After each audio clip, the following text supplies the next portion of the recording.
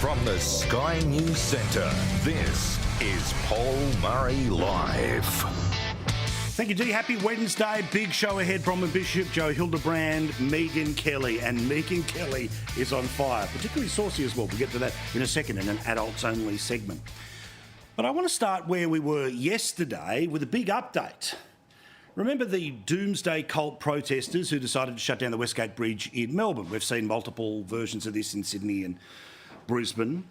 Now, despite the fact that they held up traffic, they ruined people's day, all because unless everyone feels the same calamity they do, then we all should pay.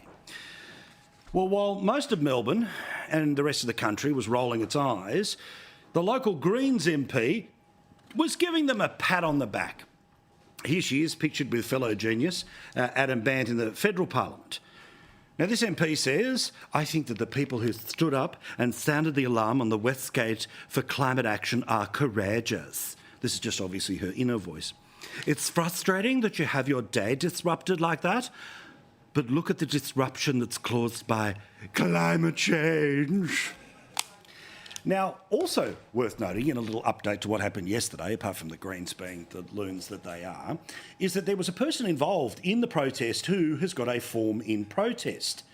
This lady, who was standing on top of the truck that stopped on the Westgate Bridge, may well be familiar to people because she's set fire to a pram out the front of Federal Parliament House, and most famously, she shut down the Sydney Harbour Bridge in the same fashion that they did the Westgate a couple of days ago. Now, you may remember that this protester, Coco, let's call her, was actually sent to jail for what happened on the Sydney Harbour Bridge as part of the system trying to say, you know what, we get it, but no, you can't do this. And that level of disruption has to result in a potential jail term. She ended up getting it. But then she was let out of jail. You may remember one of the reasons why she was let out of jail was because of the trauma that she felt after the Lismore floods. In fact, the judge noted that these past matters had been dealt with through fines and bonds without any conviction, so the law itself was considered to be an ass. He also said that Coco had shown remorse for her actions and was channeling her diagnosed climate anxiety into productive community work such as volunteering to help flood victims in Lismore. Well, after what happened on the Westgate Bridge in Melbourne, the protesters were jailed. We also noticed that some of them have tried to get out of that jail sentence. But the one big update that I wanted to bring you was, what about the lady who had to give birth by the side of the road because of what these idiots were doing? Here's how it unfolded on Channel 9 News tonight in Melbourne. Good evening. A Tarneit woman forced to give birth on the side of the road because protesters were blocking the Westgate Bridge says she missed out on the precious first few moments with her newborn son. Her waters broke as an ambulance crew tried to reach her, so school teachers came to her aid instead. So when it was the Sydney Harbour Bridge, oh, look, I'm sorry for my actions. Now I'll go to Melbourne and do exactly the same thing. The details of this, imagine if it's your kid or your grandkid having to go through this, let alone your wife or sister. Moments from giving birth, Rojni Ladd was in agony in the back seat. I was having really very big cramps, so I was just thinking about it that what is going to happen to me. But this was what was keeping her from medical help. Husband Bhairav driving down the wrong side of the Western Ring Road, desperate for a way through. And as protests and frustration peaked, Rojni's water broke. As soon as my water broke, I can feel that my baby is coming out. I was just holding the call and seeing the baby coming out. Now, all's well that ends well, you may think, because the kid is happy and healthy, as is mum and dad, but there was a moment where this may well not have been the case. And anyone who has been through the traumatic side of childbirth would understand how frightening this particular moment was. Rajvi had to wait for an ambulance to arrive before she could hold her baby. There was a fear of infection as well because her cord wasn't cut. These people. Because you don't believe in the end of the world that these people believe in, everyone must suffer. Even a woman in the back of her husband's car trying to get to a hospital to have their baby, a baby that should have been delivered in a professional manner by professional people, and she should not have been denied that incredible moment that a parent has to be able to hold their baby within seconds of them coming into the world.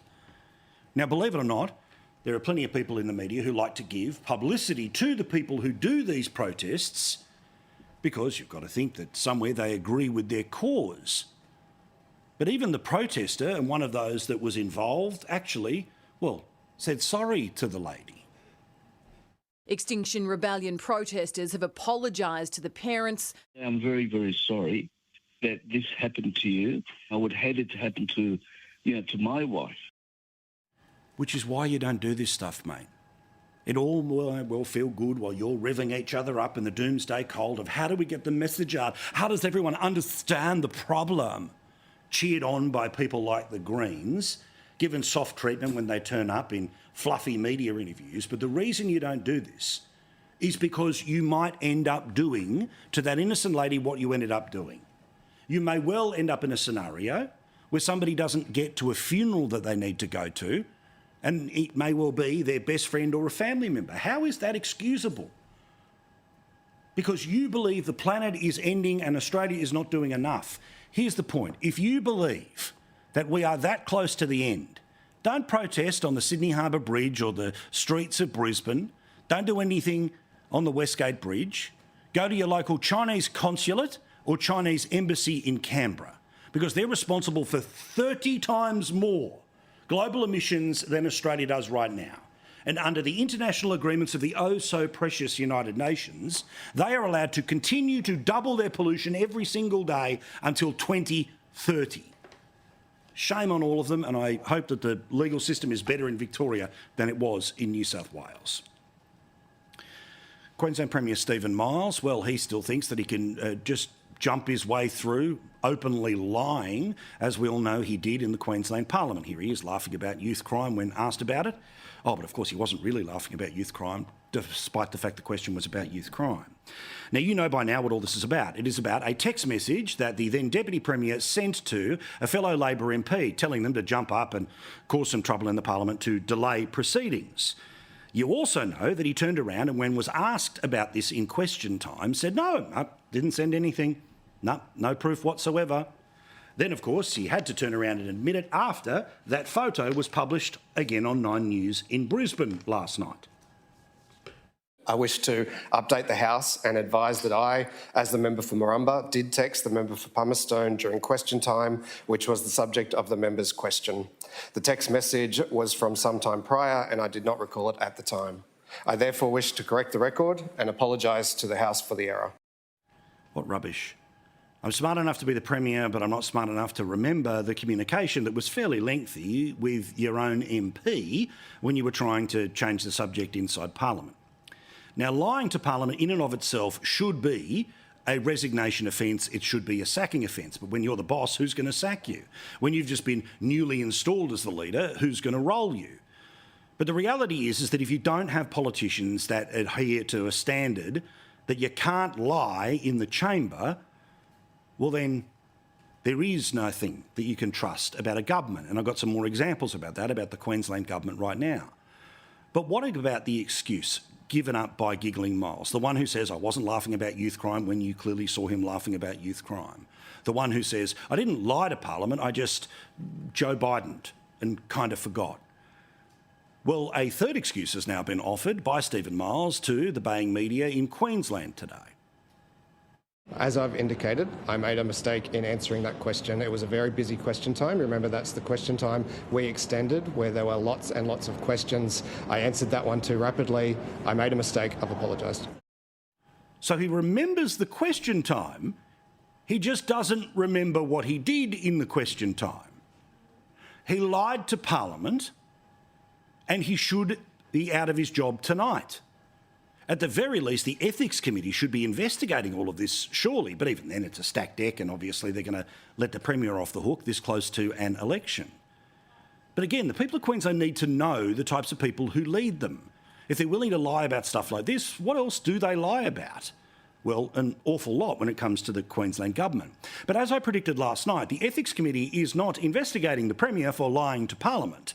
Instead, it is now about to investigate the politician who asked him about whether or not he lied, because that is the politician who took the photo of the text message that proved that he was lying. So just as I predicted, the Premier who should be gone for lying is now going to hide behind a system that will punish the person who outed him for lying. It was I, having made a snap decision, that took that photo. I unreservedly apologise to the member for Pumicestown for the invasion of the member's privacy. In addition, I unreservedly apologise to the House for my indiscretion.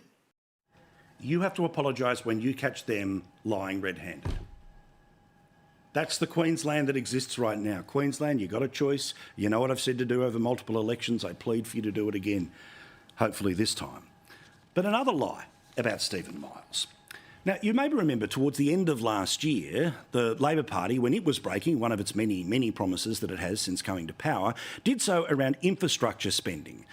They took about $33 billion out of what were all programs that had been promised or announced or put out press release or mentioned during election campaigns because they knew they couldn't afford it. But as always, when you take money away from a state governments react like this. The Queensland Government will not cop cuts to infrastructure programs here in Queensland. All of the infrastructure we have planned is necessary. In fact, indeed, we need even more. The Treasurer was singing from the same song sheet. The infrastructure cuts announced this morning by the Federal Infrastructure Minister are a body blow to Queensland. Queenslanders will be forced to wait longer in traffic, drive on more dangerous roads and suffer from a higher cost of living. My message to the Federal Minister is simple. Do not try to rope us into your bad decisions. And then we had the nonsense of the then Deputy Premier, now self-admitted liar because it was a busy question time, but I don't remember what happened in the question time. The one who giggles about youth crime, but definitely didn't giggle about youth crime. That's your fault for noticing. Well, he was sent by the then Premier, Anastasia Palaszczuk, to Canberra to scream, spit and rave to the federal government. This is a photo of him arriving for the apparent sessions. Well done to the Courier Mail, because they have now been able to prove via freedom of information legislation the whole thing was rubbish. The whole thing was garbage. They were blowing up Deluxe. They were sending themselves to Canberra. But what they were really doing behind closed doors was, look, mate, I just have to be here for a show trial. Anyway, how are the kids? Secret documents compound government's trust issues. This was an email that was sent from the federal government to the Queensland government, which basically says, and it's the receipt, that they knew what was coming. How could they be blowing up about what they had apparently negotiated with the federal government? As I'm sure you're all expecting, given a number of recent discussions over the last few days, meaning they knew what was coming, I just wanted to give you a heads up that we anticipate that Minister King, that's the Infrastructure Minister, will make her announcements tomorrow, the same ones that they pretended to not know about, blow up about and send Miles to Canberra for, with regards to the infrastructure investment program, including around the changes to the project's lists as negotiated with your ministers. As well as being the Deputy Premier, he was the Infrastructure Minister at the time. So he was arguing against something that he and his office had negotiated, and he made it look like he was fighting the decision by going to Canberra after the announcement was made about what he knew was coming.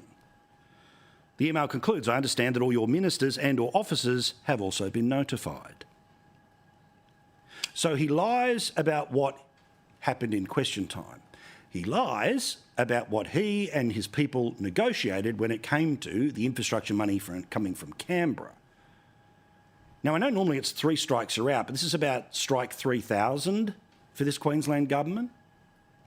And another example of their behaviour, remember last week the Supreme Court in Queensland said that compulsory vaccinations were not fair, not allowable and unlawful, particularly when it came to the police and nurses. Many hundreds of people have not been allowed to return to being frontline support workers like nurses or police officers because they, by their own health decision, decided not to get the jab. Now, of course, we all know this many years on that the jab was all about making sure that if you got sick, you wouldn't go to hospital, but it didn't stop transmission.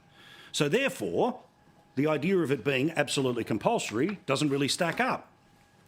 So despite the fact that the court has called this unlawful, guess what the Health Minister in Queensland, Shannon Fentiman, the one who wanted to be the Premier after Anastasia Palaszczuk, but was rewarded by keeping the same job that she had before she tried to be Premier under Steven Miles, giving her a little bit of punishment, one lefty on another, a bit like Albo and Tanya Plibersek. Oh, but Albo really cares about women in Australian politics. The Health Minister has now confirmed that the disciplinary action that's been taken against the COVID nurses will continue. The Supreme Court has called it unlawful. The Health Minister says, no, I'm just going to ignore it. Why? Because we're the greatest government of all time. Why? Because we tell you over and over and over and again. We can lie to your face, we can ignore what the court decides, we preside over a health system where the ramping has been the worst it's ever been, where people die while waiting on 000 or die in the back of an ambulance waiting to get into a hospital, or members of the public have to drive the ambulance because the single paramedic in regional Queensland is treating the patient in the back. I say it again, Queensland, over to you. Get rid of them. Meantime, another lesson in how the economy works. Albonomics, put simply, great for Canberra, terrible for you.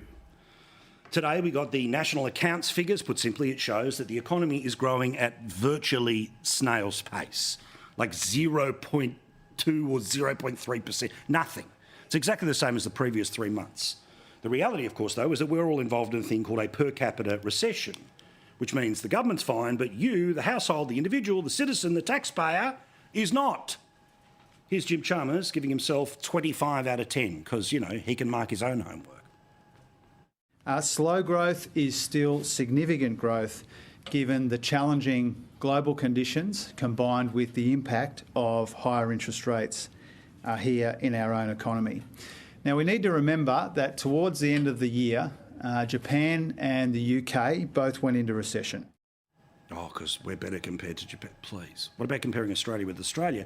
And again, a per capita recession. Now, I don't have an economics degree, but it's pretty easy to work out what that means. Feel free to Google it yourself. Among others, the ABC, the Australian Bureau of Statistics, and plenty of others will help give you a definition. But it's about your circumstances, not the overall circumstances of the economy. It puts into place not just inflation, but taxation, all sorts of things, which means you are going backwards.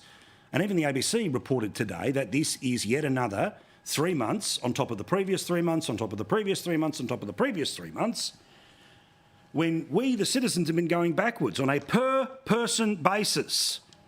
The Australian economy shrank by 1% over the past 12 months to December. That means a recession. We're in the middle of a household recession. Peter Martin, their economics editor, also went on to say this about the recession that you and I are living, but the government isn't because you and I don't take taxes from the mining industry. Whatever Wednesday's data shows, the truth is that we are already experiencing the biggest dive in living standards in half a century. This isn't me, this is the ABC finally saying it. And we have been for 2 years. Adjusted for our current very high rate of population growth, the GDP per person is extremely weak. It's been falling and barely growing for 3 quarters now. Remember, 2 quarters of negative is a recession. This is now 3. It shows weak spending, rising prices, a greater tax take, and much greater payments on mortgages have been shrinking living standards over the past 2 years. You see, it's not just a random number in the air that are interest rates. As we've shown you how many times, that people are having to find tens of thousands of dollars more to pay off the mortgages that they have, from $750,000, $500,000, $1 million, $1.5 million, like many people do around the country. And that's how it felt for the past 2 years. That's why the pain is being spread different than it was in the past. Here's a graph to make the exact same point. That may be easier for some people to see. What you can see on the far right of your screen, that's the grey area. That's been the past couple of years. We hit a high just before 2020, then it went down, it's kept going down, and the household share of disposable income is low. The per capita recession puts us in the lowest living standards in the best part of a century. The best part of, half a century, as the ABC put it today. Hence why the Shadow Treasurer was able to hit them right between the eyes today. The recession for you and me, but not for Jim Chalmers and Anthony Albanese. National accounts out today. They are a shocker, an absolute shocker. It's clear now, Australians are experiencing a recession.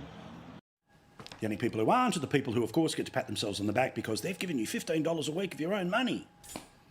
while taking $1,500 off 10 million people, while increasing petrol taxes, increasing booze taxes, walking to Wabonomics, he's all right and bugger you.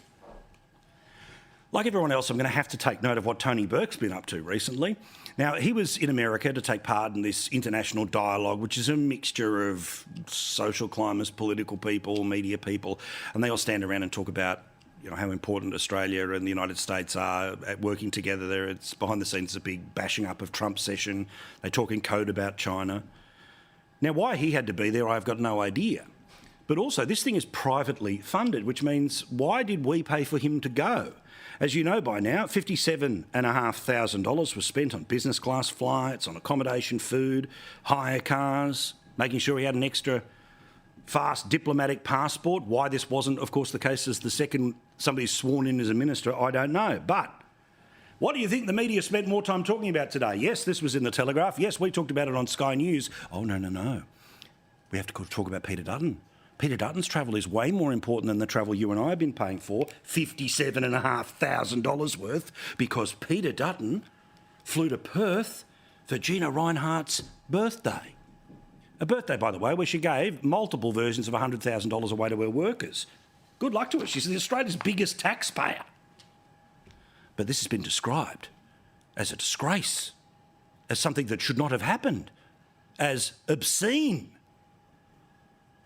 So somebody might like to tell me what is obscene about him flying to Perth to talk to Mrs. Rinehart.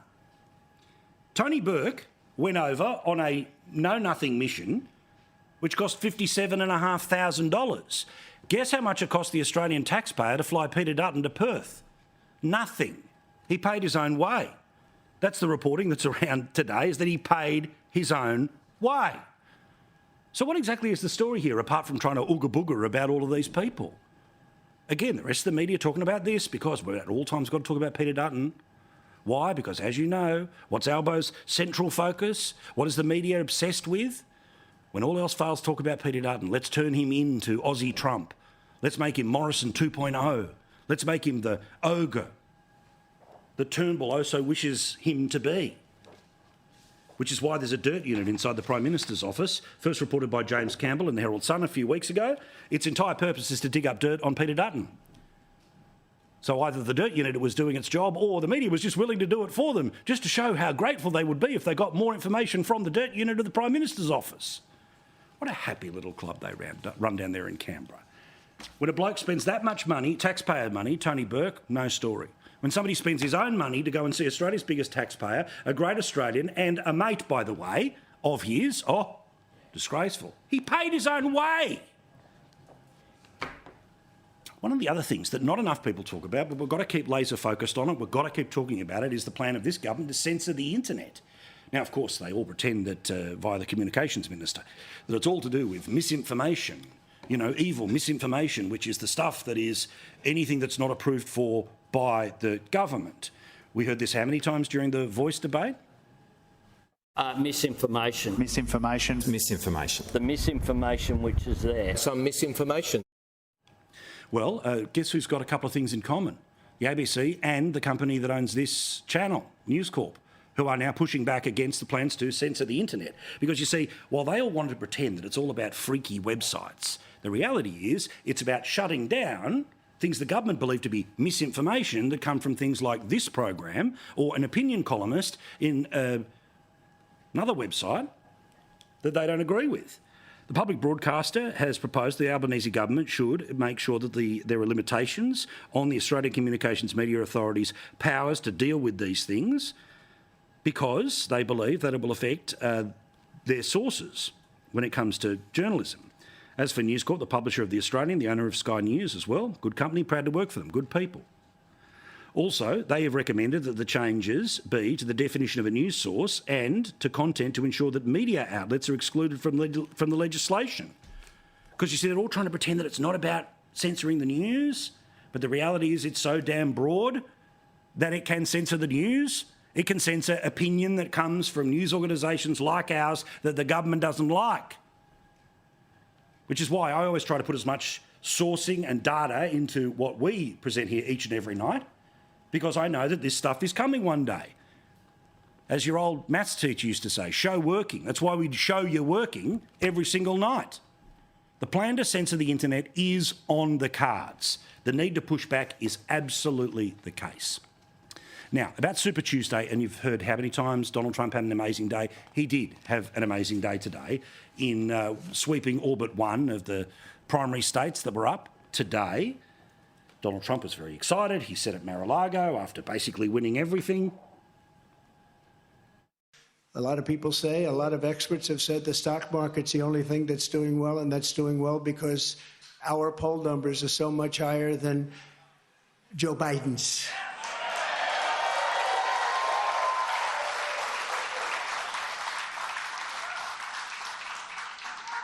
He's the worst president in the history of our country. But apparently it was absolutely outrageous that the people of the United States got to see one of the two options for president. This was the reaction on MSNBC straight after the speech went to air.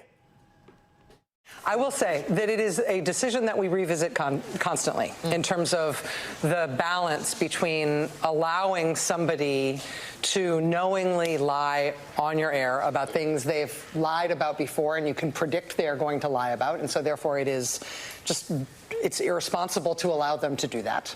It's a balance between knowing that that's irresponsible to broadcast. Says the Sheila who talked about Russian collusion every night on her show for 2 years.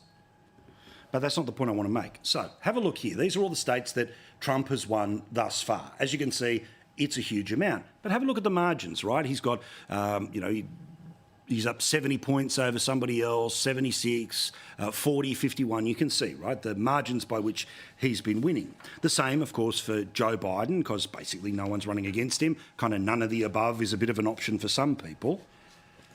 But there is one factor that I want to talk about Super Tuesday that you have not heard anywhere else. And it's not because people don't understand, it's just they're busy. So I'm going to try to explain why the primaries give people a bit of a false idea about just how well a candidate is going.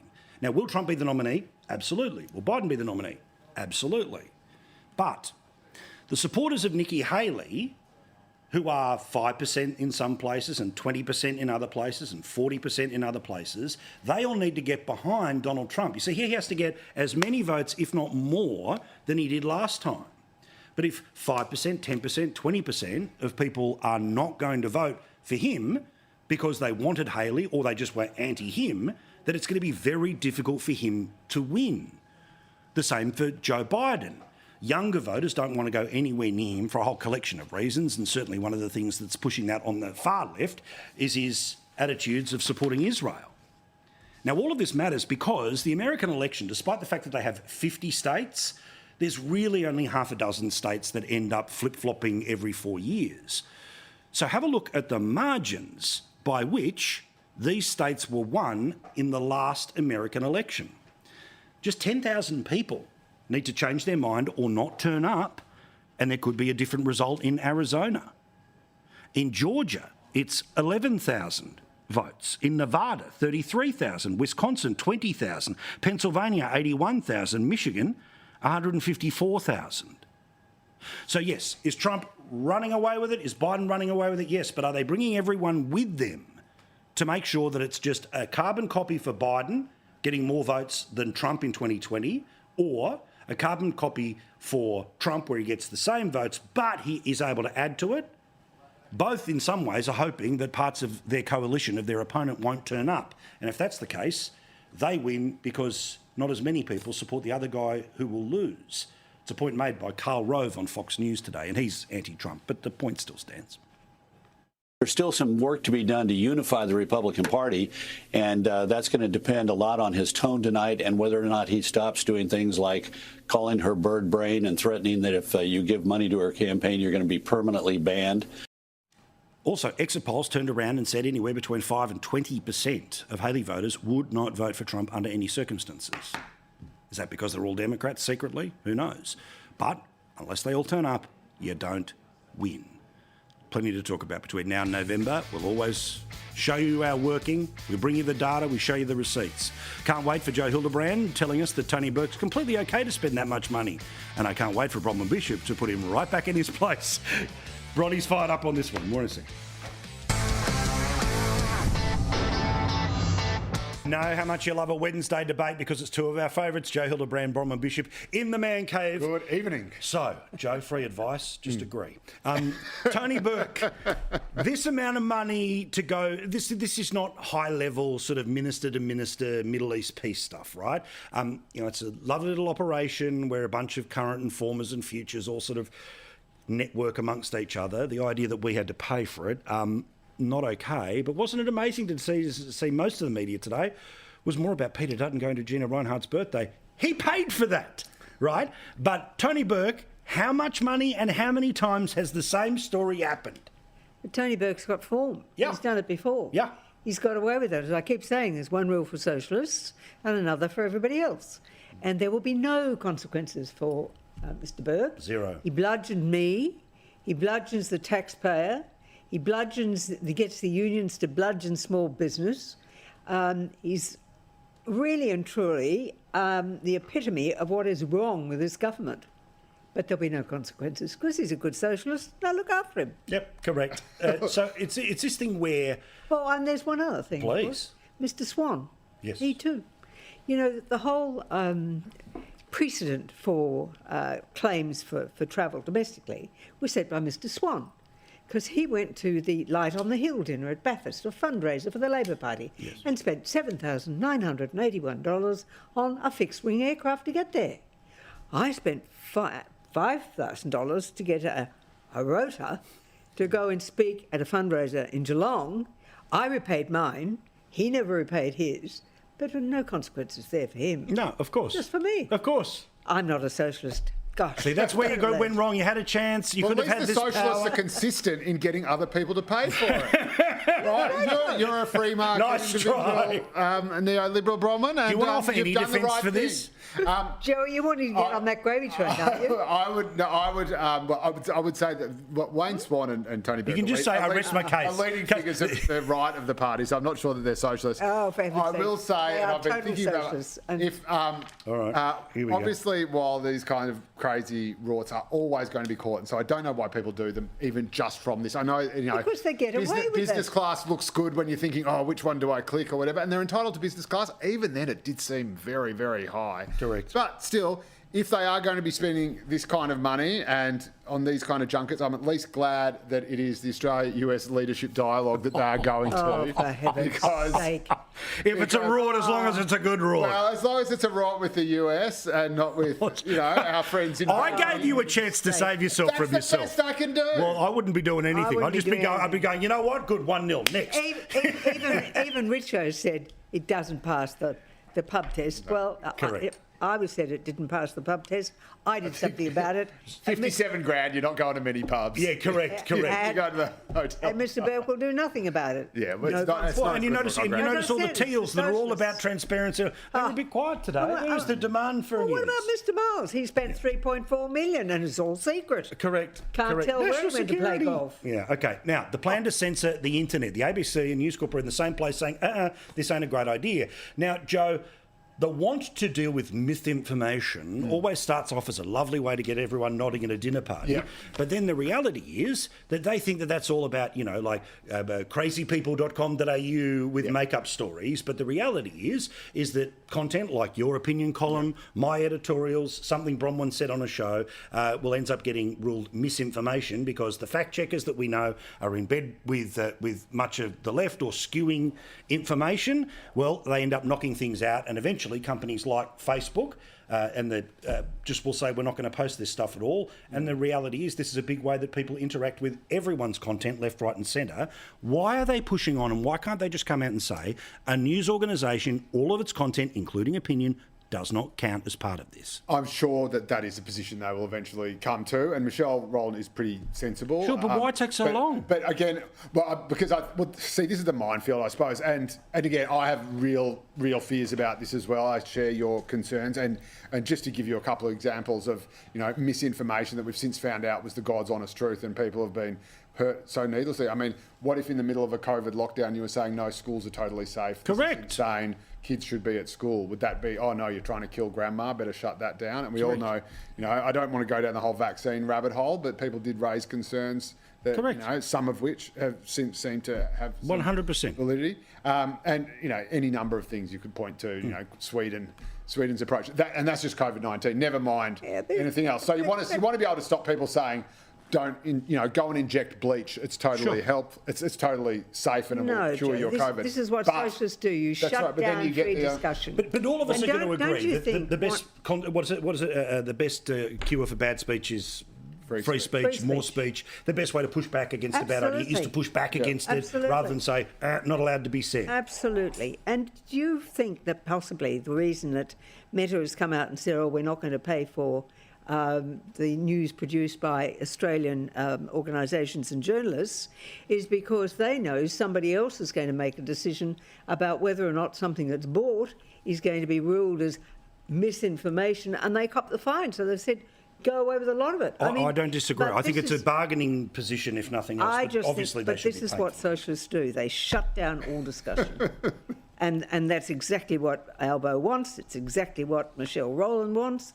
And it's certainly not what people who believe in free speech and, for heaven's sake, the right to offend. Well, this socialist does believe in the right to offend and the right to free speech. Well, pick up the phone and tell her to come out tomorrow. Again, it is where, this is why a lot of people on the left, socialists, whatever, think I'm a fascist because I believe you do have to have free speech.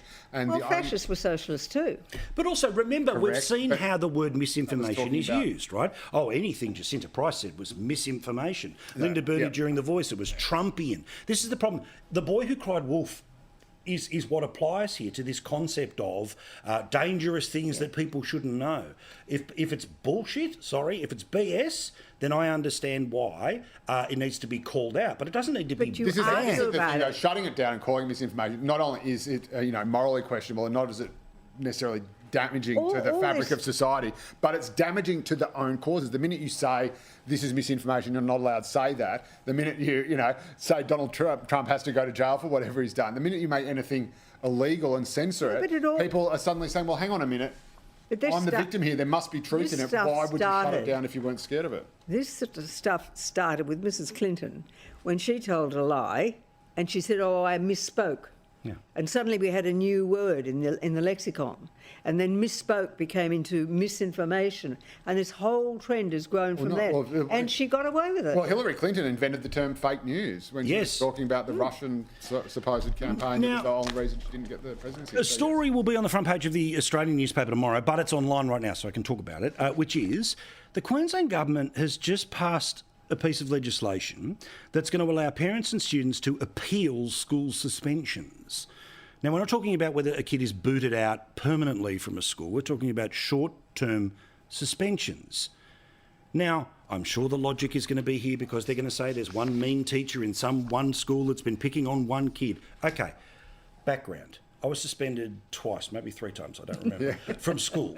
Here's how it went in my house. Don't care what it was for. We agreed with the teacher. Right? But of course, a couple of school generations later, the way that it works now is that, you go and run up to the school, wouldn't dare be my little dear. It is extraordinary that this power would be handed over to kids and parents to be able to challenge one of the few tools teachers have in the discipline of their schools when the OECD tells us that the behaviour in our classrooms gets worse and worse and worse. What is going on here? Well, several things. And I go back to this statement I've been making all the time. The teachers are not taught to teach. They get some wacky degree from a university and then said, oh, well, you can go and be a teacher. Yeah. So I think there is a point to be made here. This trend that has become obsessive to medicalise any misbehaviour of a child in school, I think has been a very bad way to go because the teachers and the school say, not our problem, it's a medical problem, go deal with it.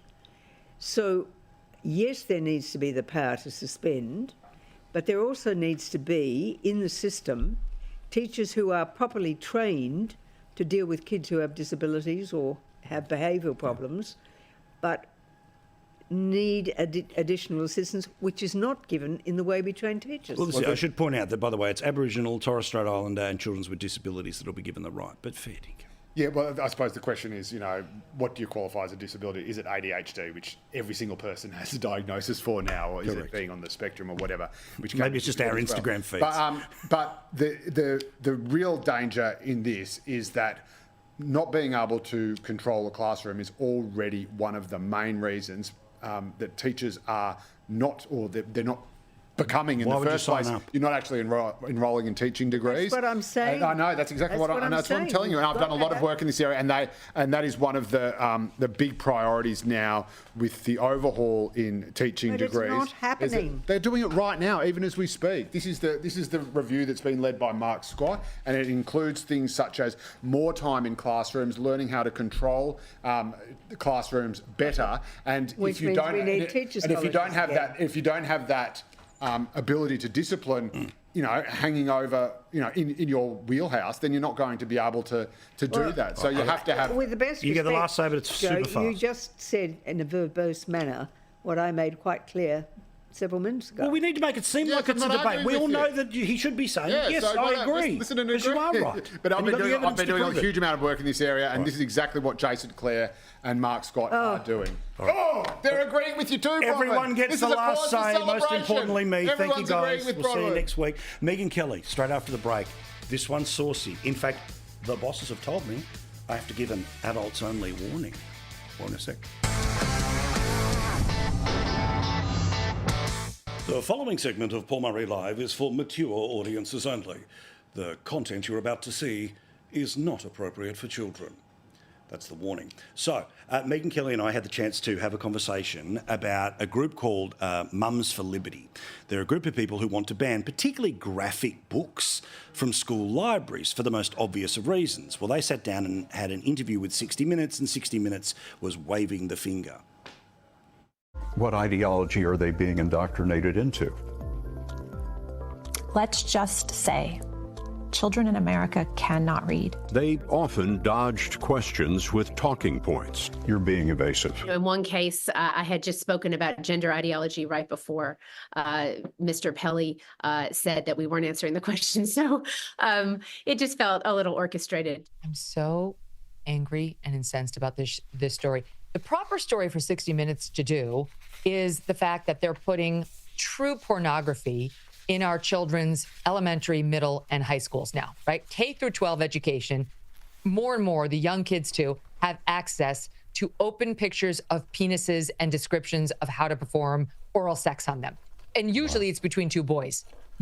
I'm not making this up, but in explicit detail, and then what happens when the boy gets excited and what comes next. I mean, the most graphic descriptions, the stuff you used to have to look in the back of Penthouse magazine as a 16-year-old boy to find, is now being offered in the school libraries of our littles.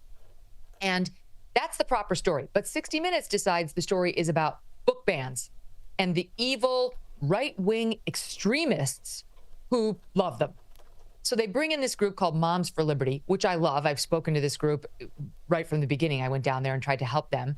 And I love the two women who run it, but they're not exactly media savvy when it comes to dealing with an entity like 60 Minutes, which is going to slice and dice them and try to misrepresent them.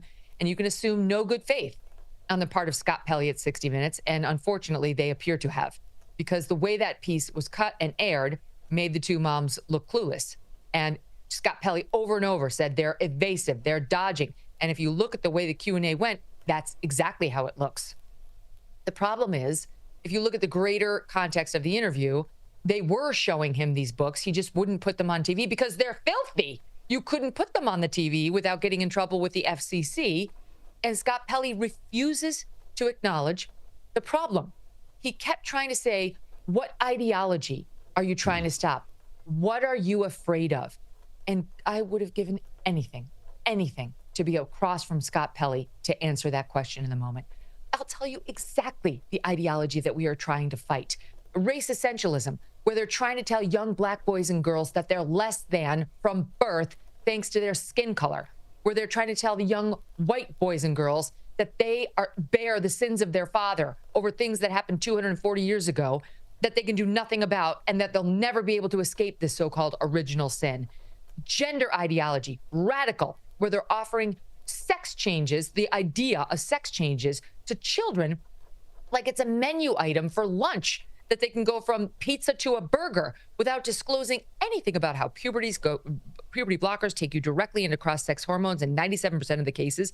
And then you're sterile. You're sterile with no sexual enjoyment for the rest of your life. Is that just a small little thing you want introduced to your third grader without your consent? That happened to me, Scott Pelley. That happened to my boy at my boy's school. It happened to all the boys in his third grade class. That's one of the things that we fear and the ideology that we're fighting. And most of all, what's in these books is the totally inappropriate sexualization of children at a completely inappropriate age. This is not 17-year-old boys trying to read something sexy. This is smut that's being peddled to fifth graders. And you know what it does? And he wants to dismiss the people who say these are groomers who want to put this in front of our kids. It's absolutely disgusting what he said. He said they're conspiracy theorists and they're extreme right-wing hate groups. This is an extremist smear who used the term groomers. Absolutely not. You know what a groomer does? The way that term is used today, yes, it does mean in some context somebody who's trying to lower your child's defenses so that he can molest your child. But it is also used to describe someone who is lowering a child's sexual inhibitions, leaving them vulnerable to someone else's exploitation. We all know the name Monica Lewinsky from the 90s. We all know what happened just to the side of the Oval Office. But she's well and truly being reinvented, including by a new generation who call her an icon. Have we run out of heroines? Is there no one left to admire? You know, you think about like J.K. Rowling. How about J.K. Rowling? J.K. Rowling was on welfare. She was a single mom. She got rejected by all these publishing houses. Finally, she wrote Harry Potter. She just kept at it. And she wound up becoming like the 13th richest person in Great Britain, more than the Queen. She can't be on the list because she said something like there's only two sexes, you know, two genders, male and female. How about Malala Yousafzai? If you're really looking for a young feminine hero, right? You know her. She's a Pakistani girl who took a bullet in the brain because she wanted to go to school. There's so many lists. We go back to America. Amelia Earhart, first woman to fly across the Atlantic on her own. Died in the cause of pursuing aviation for... We could keep going. We can go abroad again. Let's do Marie Curie, right?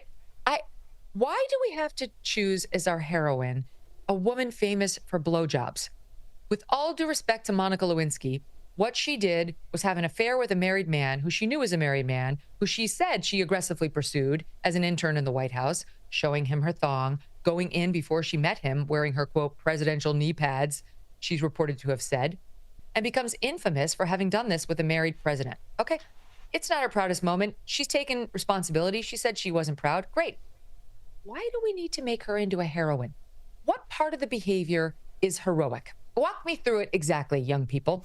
How is she your new Mother Teresa? I'll wait.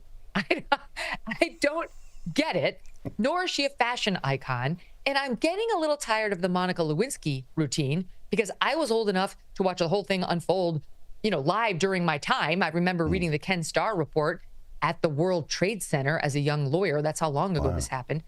Of every 2 years, Monica Lewinsky reluctantly coming out to do a photo spread or a movie or another interview or a piece in Vanity Fair. I mean, like, she's loving her celebrity. And what is she famous for? I think I've already made that clear. Excellently said. Lovely to see you. And we're speaking of icons. What about Megyn Kelly? What about Megyn Kelly? May I hope that generations into the future at their school play Megyn Kellys into the future. We love you, Donna. Thank you so much. See you soon. That's our show for tonight. Dave Rubin on the program tomorrow. Looking forward to your feedback as well. Just send me emails, paul@skynews.com.au. An entire hour of the late debate will be dominated by Taylor Swift telling people to vote in her home state of Tennessee.